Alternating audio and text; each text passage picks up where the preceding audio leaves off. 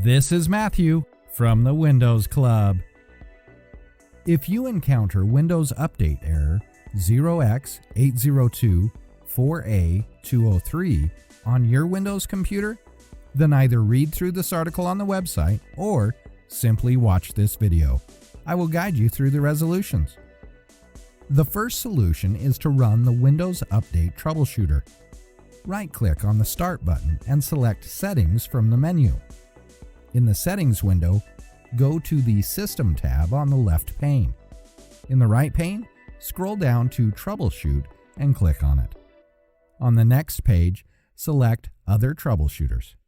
Now, search for the Windows Update Troubleshooter in the list and click on Run corresponding to it.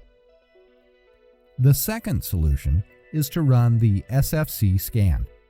Search for Command Prompt in the Windows search bar and select Run as Administrator in the right pane to open the elevated command prompt window. In the elevated command prompt window, type the command SFC /scan now and hit Enter to invoke the SFC scan. Reboot the system once this scan has completed. The third solution is to reset Windows Update components.